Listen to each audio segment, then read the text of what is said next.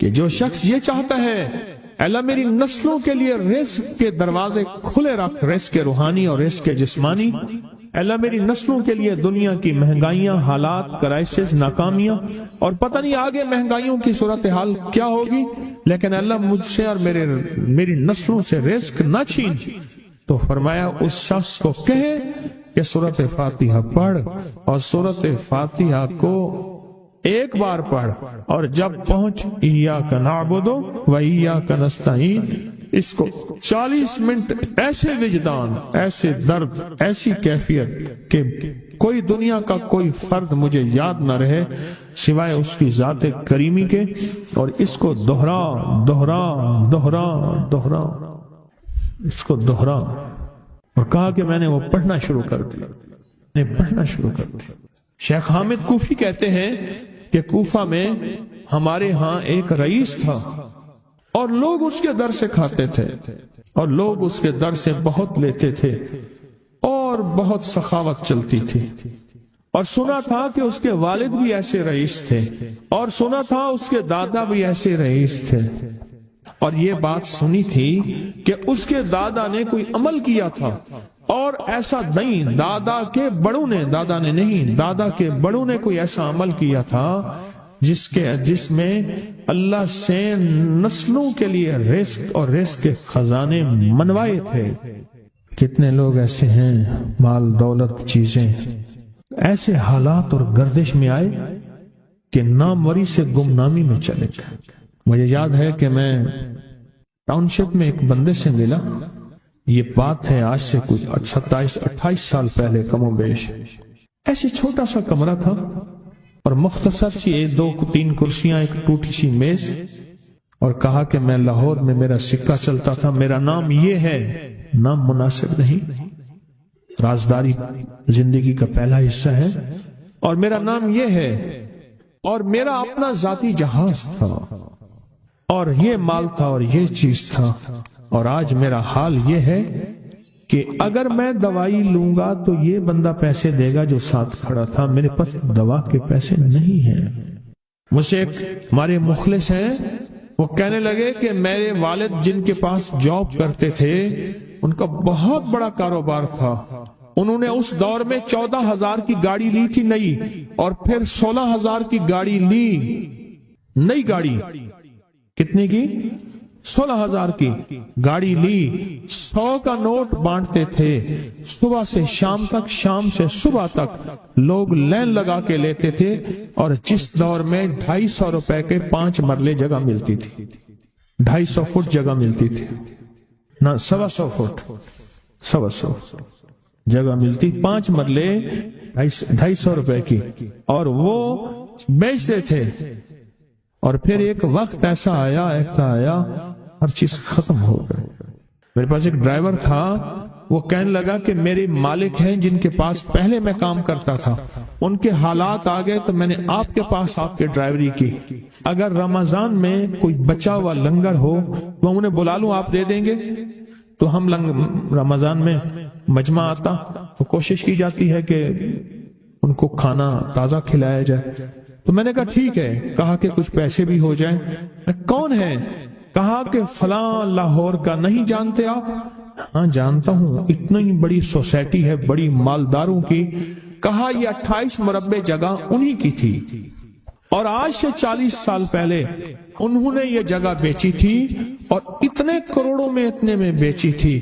اب وہ ایک چھوٹے سے مکان میں رہتے ہیں، سب کچھ ختم ہو گیا ہے، سب کچھ ختم ہو گیا ہے، اور ان کے گھر کھانا نہیں ہوتا، اور آپ اگر کھانا دیں گے تو ان کے گھر میں 2-3 وقت اچھا گزر جائے گا۔ میں اپنی نسلوں کے لیے تمنگری منوا لے، اپنی نسلوں کے لیے رزق منوا لے، اپنی نسلوں کے لیے وسعت منوا لے۔ تو کہے کہ مال بہت ہے اور نسلوں کے کام آئے گا، مال رکھنا جائز ہے، حلال جائز ہے، لیکن یہ شرط نہیں ہے کہ وہ رہے گا یا نہیں رہے گا۔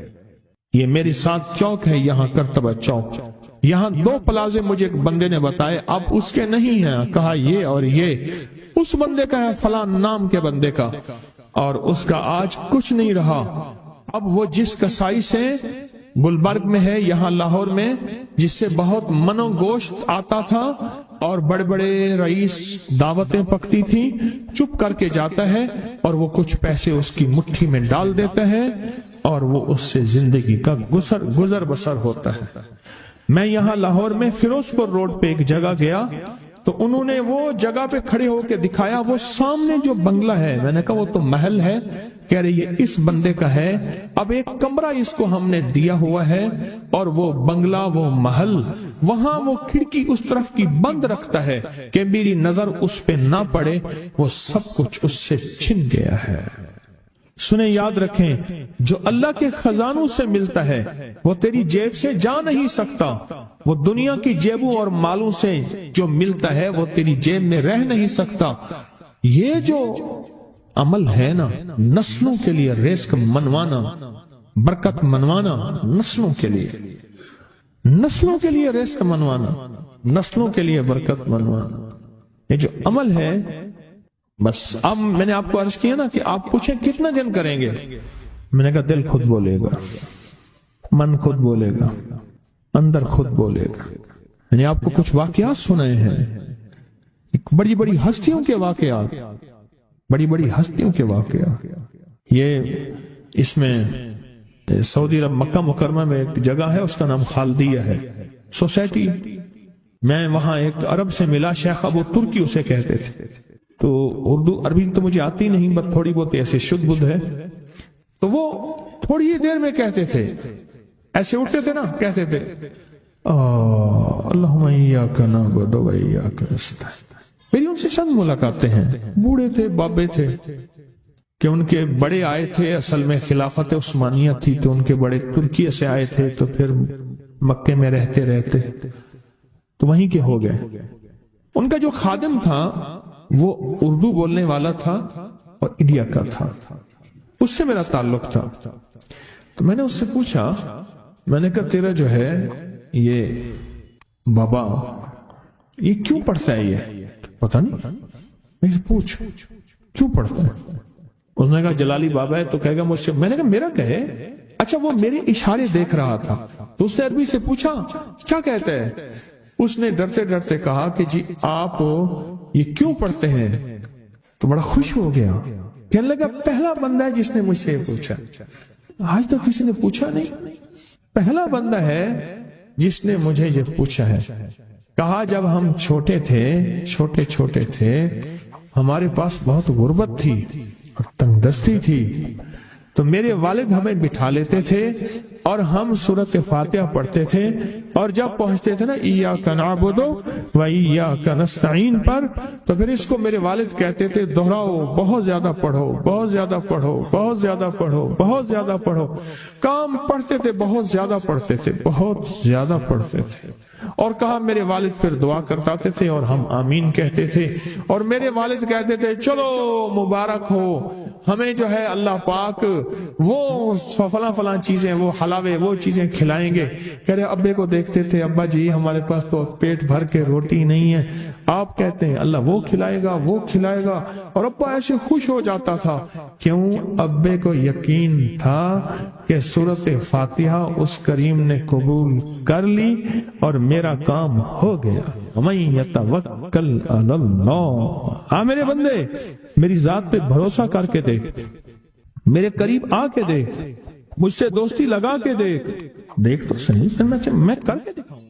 اللہ پاک نے نا بعض لفظوں میں چابیاں رکھی ہیں، اور بعض لفظ، بعض بول چابیاں ہیں، چابیاں رزق کی، برکت کی، عنایت کی، عطا کی، کرم کی، فضل کی، اور بے بہا سمندر کو دینے کی بعض لفظوں میں رب نے چابیاں رکھی، اور بعض لفظ خود چابیاں ہیں، رزق کی چابیاں، صحت کی چابیاں، برکت کی چابیاں۔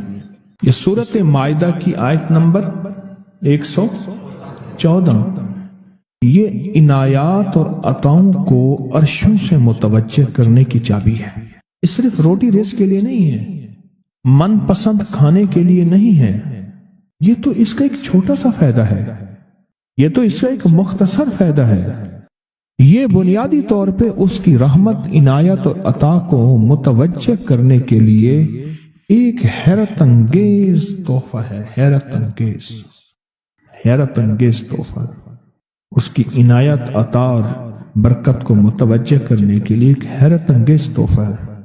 یہ رزق اور دولت کی چابی ہے، یہ برکت کی چابی ہے۔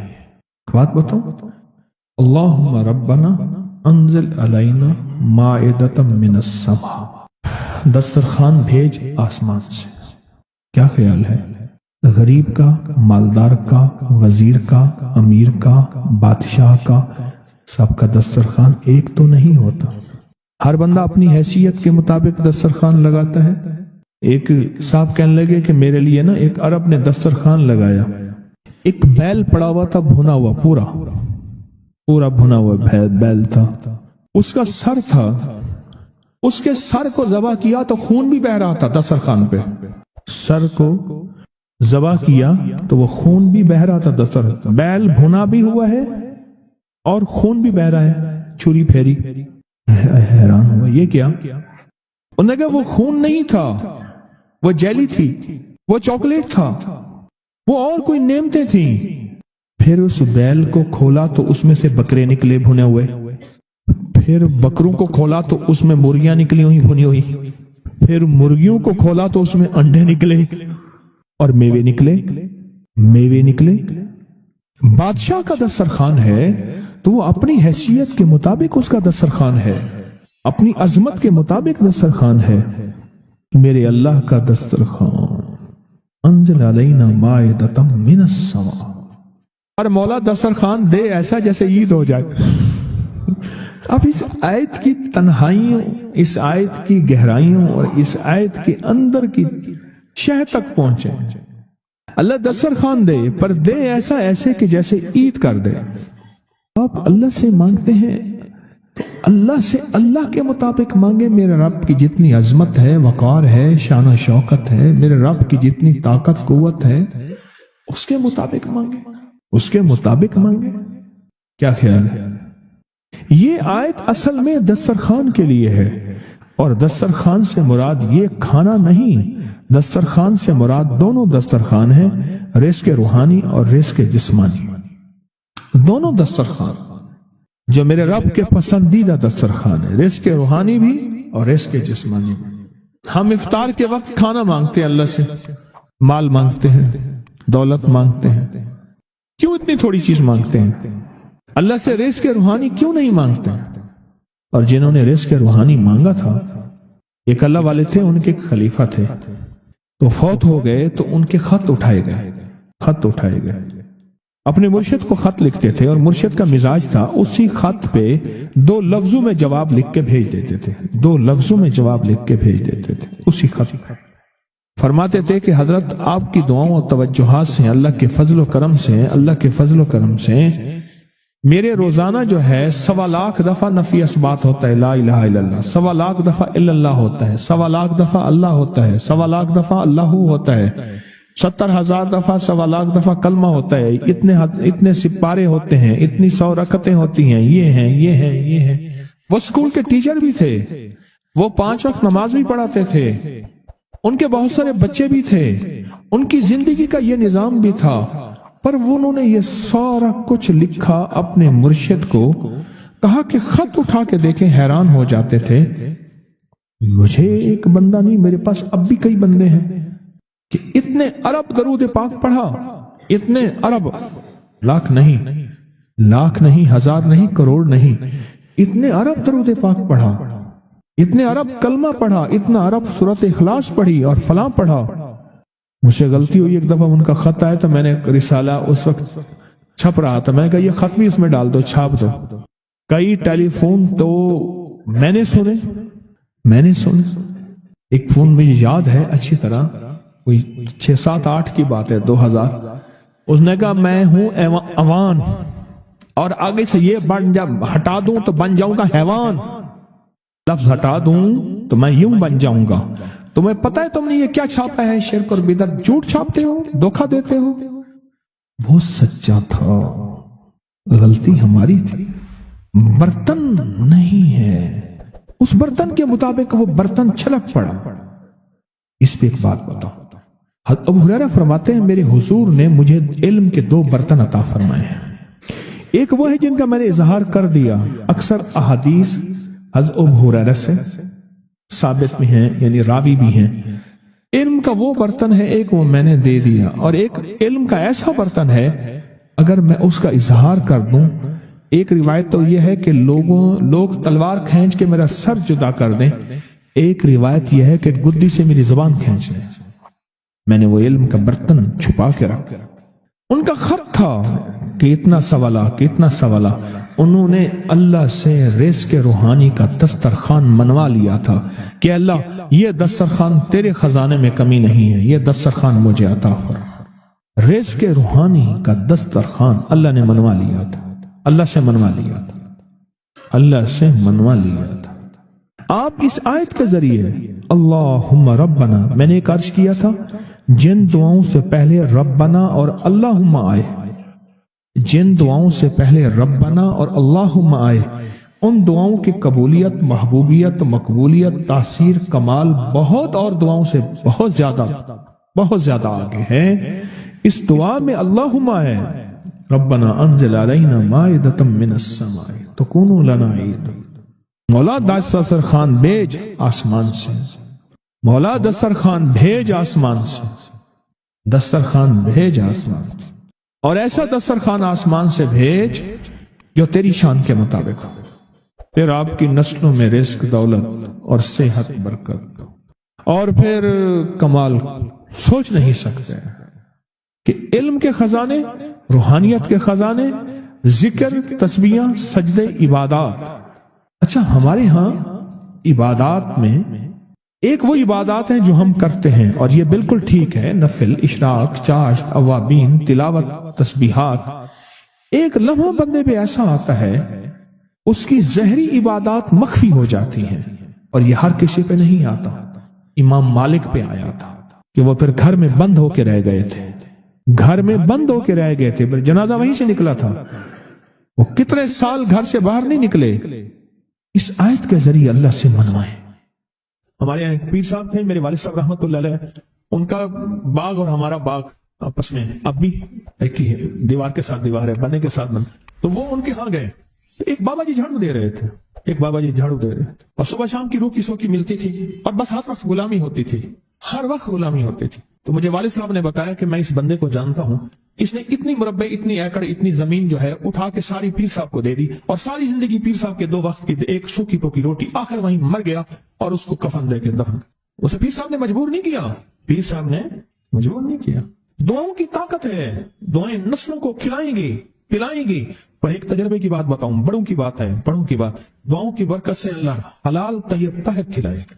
मेरे पास एक साहब है, कहने का कारोबार को जवाल हो रहा है, कोरंगी में, कराची में फैक्ट्रियां, मिलें अच्छी खासी हैं वो एरिया। तो कहा कारोबार को जवाल हो रहा है और कारोबार जवाल पे चला गया है, कंपनियां 2-4 बंद हो गई हैं, जवाल हो रहा।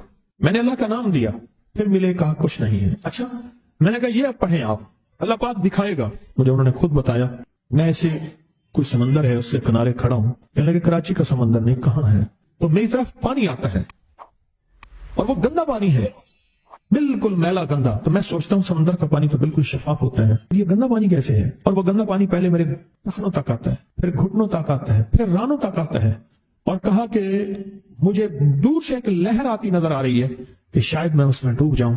आवाज आती है, चला जा, तेरे रिस्क में कोई मशकूक रिस्क दाखिल हुआ है, हम तुझे पाक करना चाहते हैं और ये सारा मशकूक रिस्क है और तेरे माल को हमने इसलिए कम कर दिया। घबरा नहीं, इस्तकामत से हमारा नाम लेते रहना, बहुत जल्द तुझे हम पाक करके फिर पाक माल देंगे। पाक करके, क्या अजीब बात है, पाक करके फिर पाक तैयब ताहिर माल देंगे। घबरा नहीं, हमारा नाम लेते रहना। तो हो किसी भी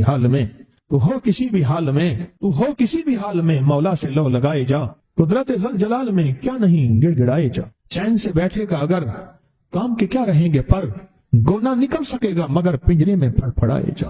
बंद है पिंजरे में, निकल नहीं सकता, पर फड़फड़ा तो सही, मेहनत तो कर। वल्लज़ीना जाहदू फीना लनहदियन्नहुम सुबुलना, हमारी राहों में मेहनत कर, हमारे लिए अल्लाह की तरफ कदम उठा। फफिर्रू इलल्लाह, फड़फड़ा तो सही। بہت خوش قسمت ہے جس کو اللہ نے اپنی ذات کا تعلق عطا کر دیا. بہت خوش قسمت ہے جس کو اللہ نے اپنے ساتھ باتیں کرنے کا راز و نیاز کا کوئی جذبہ دے دیا, جس کی زبان سارا دن ذکر میں, تسبیح میں, سجدوں میں, اپنی دنیا کے کاروبار بھی ہے, لیکن دل اٹکا رہتا ہے کہ اب نماز کا وقت ہے, آج میرا ذکر نہیں ہوا, آج میں نے قرآن کی زیارت نہیں کی, ایک صفحہ, دو صفحے, ایک پارہ, دو پارے. خوش قسمت انسان ہے آپ بہت نصیبوں والے ہیں, آپ بہت نصیبوں والے ہیں, یقین جانیں. دنیا کا خوش قسمت انسان وہ ہے, دنیا کا نصیب و بخت اور مقدر والا انسان وہ ہے دنیا کا جس کو اللہ پاک کہے تو ہو اور میرا نام ہو. بس وہ درود پاک کی شکل میں ہے. درود میں اللہ اور اس کے حبیب پہ سلام ہے. اللہم صلی اللہ یا صلی علی, اللہ کا نام پہلے آتا ہے. میرا درود ہے, کلمہ ہے, تسبیح ہے, کوئی ذکر ہے, مسنون دعائیں ہیں, بس میرا نام ہو اور تم ہو. بعض اوقات اللہ دنیا تھوڑی کر دیتا ہے, رزق تھوڑا کر دیتا ہے, لوگ تانے دیتے ہیں. صدیق اکبر رضی اللہ تعالی عنہ کو تانے دیتے تھے کہ تیرے پیر نے تجھے یہ دیا ہے, نعوذ باللہ, تجھے فقیر کر دیا, تجھے غریب کر دیا, اور تجھے ٹاٹ کے کپڑے اور سیہ کر دیا. تانے دیں گے بعض اوقات, بعض لوگ بہت تانے دیں گے. میں نے ایک دفعہ مجھ سے کہنے لگے کہ مجھے دنیا بہت تانے دیتی ہے, تو میں نے کہا میرے ساتھ سودا کر لے, اگر زیادہ تھک گیا ہے, اب تک جو تسبیح ذکر کا نور ملا ہے وہ مجھے دے دے, میں اللہ سے کہتا ہوں کہ اللہ اس کو مال دولت دے دے, یہ سب چھین لے. کہا نہیں, یہ سب کچھ تو اس کے پاس بھی ہے جس کو کلمہ نصیب نہیں ہوا, یہی تو میرے پاس ہے. اگر یہ مجھ سے چھن گیا تو باقی میرے پاس بچے اور رہے گا کیا, بچے اور رہے گا کیا, بچے اور رہے گا کیا. آپ سارا دن بیٹھ کے اپنے بارے میں سوچا کریں کہ اللہ تُونے مجھے کن راہوں پہ لگا دیا, کن راستوں پہ لگا دیا. پیر خانے سارے اچھے ہیں, ہمارے دل میں سب کا احترام ہو, لیکن اللہ تو نے مجھے کون سے پیر خانے پہ لگا دیا جو مرشد اللہ سے مانگنا سکھاتا ہے. کہتا ہے اگر میں مر بھی جاؤں, اس دنیا سے رخصت ہو جاؤں, موت آخر ہے, تو پریشان نہ ہونا. کہا کہ وہ ایک راہیں دے کر گیا ہے, انہی راہوں پہ چلنا ہے. ایک وقت تھا پیر صاحب تھے, تعویذ دیتے تھے, تھپکی دیتے تھے, دعا کر دیتے تھے, اللہ میرے کام بنا دیتا تھا. پیر گیا, دعا بھی گئی, تھپکی بھی گئی, تعویذ بھی گیا. نہیں, پیر جائے, بس پیر کا رب تو ہے نا. فَأَيْنَ اللَّهُ, اللہ کہاں جائے گا, پیر کا رب تو ہے, اور اصل وہی ہے. کل من علیہا, ساری چیزوں کو فنا ہے, اسی کی ذات کو بقا ہے. اب کتنے خوش قسمت ہیں, اللہ نے مجھے اپنا نام نصیب کر دیا, اللہ نے مجھے اپنا نام نصیب کر. ایک صاحب میرے پاس آئے, کہنے لگے مجھ سے ذکر نہیں ہوتا, تسبیح نہیں ہوتی, کچھ نہیں ہوتا. میں ذکر کرنے لگتا ہوں, گالیاں آ جاتی ہیں. میں ذکر کرنے لگتا ہوں, میرے منہ پہ گالیاں آ جاتی ہیں. کہا کہ میں دیتا نہیں ہوں, پر منہ پہ, زبان پہ گالی جاری ہو جاتی ہے. آپ لفظ پہ غور کیجیے, گالی جاری ہو جاتی ہے. میں دیتا نہیں ہوں, زبان پہ گالی جاری ہو جاتی ہے. تو ممکن ہے کہ میری زبان پہ ذکر ہو. میں نے اس سے پوچھا کہ کیا کرتے تھے. اس کا کوئی پیشہ ہے, مناسب نہیں. والد کیا کرتا تھا, اس کا بھی پیشہ تھا. اس پیشے کا اثر, اس رزق کا اثر, اللہ نے اپنا نام چھین دیا. دولت ہے, سب کچھ ہے, مال ہے, دنیا میں ظاہری عزت ہے, پر اللہ نے اپنا نام, اپنے نام کی لذت, اپنے نام کی حلاوت چھین, اپنے نام کی حلاوت چھین. اسے کہا صرف اور صرف درود پاک پڑھ, بس صرف درود پاک. پھر نہیں پڑھ سکتا. میں نے کہا پڑھے گا انشاءاللہ. میں نے اسے عرض کیا کہ میرے سامنے 11 دفعہ بیٹھ کے درود پاک پڑھ, جو درود تجھے آتا ہے 11 دفعہ بیٹھ کے پڑھ, درود پاک پڑھ. اور 11 دفعہ پڑھا. اس کی زبان پہ نہیں آ رہا تھا, آتا تھا پر زبان پہ نہیں آ رہا تھا. اسے پڑھا پڑھا پڑھا, اور اللہ کے نام کی برکت ہے. کیوں میں نے درود کیوں بتایا کہ اللہ کے نام کی برکت ہے, کہ درود پاک وہ واحد عمل ہے. فرمایا اگر ریاکاری, دکھاوے کی نیت سے بھی پڑھو, اللہ کہتا ہے قبول ہے. دکھاوا, ریاکاری, لوگ مجھے نیک کہیں, لوگ واہ واہ کہیں, اللہ کے لیے نہیں کر رہا. حالانکہ یہ عبادت کبھی بھی اس کی بارگاہ میں قبول نہیں ہے, کبھی بھی قبول نہیں ہے جو اللہ کے لیے نہ کی جائے. پھر اللہ کہتا ہے نہیں, مجھے اپنے حبیب پہ درود اتنا پسند ہے کہ درود پڑھو اور جس حال میں پڑھو. حالانکہ مومن ریاکار تو ہو ہی نہیں سکتا, جس حال میں پڑھو میں قبول کروں گا. میں نے کہا میرے دل میں اللہ نے یہ بات ڈالی اسی وقت, اور یہ دلیل کے ساتھ ڈالی. میں نے اس کو درود بتایا, اور اللہ کا نظام دیکھیں, اس کی شان کریمی دیکھیں. پھر جو اس کی زبان پہ درود جاری ہوا, مجھ سے کہنے لگا کہ میں ہفتے میں 1.25 لاکھ کر لیتا ہوں, ہفتے میں 1.25 لاکھ کر لیتا ہوں. ایک دو اس نے مجھے عجیب خواب سنایا. کچھ خواب ایسے ہیں جو یاد رہتے ہیں. کہنے لگا میں دیکھا کہ ہاتھ ٹکڑے ہو رہے ہیں, ہر چیز ٹوٹ رہی ہے, اور ایک شور ہے, کوئی گونج ہے, اس کی وجہ سے ہر چیز ختم ہو چکی. اور مجھے کسی نے کہا قیامت آ گئی ہے. پریشان ہوں, کہاں جاؤں. ان المفر کلا لا وزر الى ربک یومئذ المستقر, کہاں جاؤں. آخرکار کہا کہ میرے ساتھ ایک بندہ دوڑتا ہانپتا کامتا آیا, اور وہ بھی پریشان تھا. میں نے کہا یہ بھی میں اتنا ہے. پوچھا کہاں, کہا قیامت آ گئی, کہاں جاؤں. بس ہم دونوں پھر ایک طرف دوڑ پڑے. آگے دیکھا تو ایک بہت بڑا ترازو ہے, اور مجھے پکڑ کے کہا تیرا نام اعمال ہے, جلدی کر.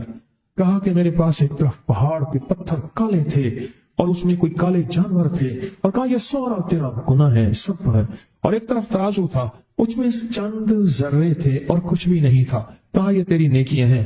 کہا میں نے سمجھا بس ختم ہو گیا۔ اللہ پاک جل شانہ کے فرشتے آگے بڑھے اور کچھ چیزیں اٹھا کے نا ایسے ترازو میں ڈالتے جا رہے تھے جو نظر نہیں آ رہی تھی، پر ایسے محسوس ہو رہا تھا کہ ان کے ڈالنے سے ترازو ایک دم ہلا ہے، کوئی وزنی چیز آئی ہے۔ ابھی بہت سارا باقی تھا کہ ترازو میرا جھک گیا اور میں جا تو کامیاب ہے۔ میں نے پوچھا یہ کون سا عمل ہے؟ کہا تو نے عشق اور جذبے کے ساتھ، عشق اور جذبے کے ساتھ، عشق اور جذبے کے ساتھ وہ جو درود پاک پڑھا تھا، یہ وہی عمل ہے۔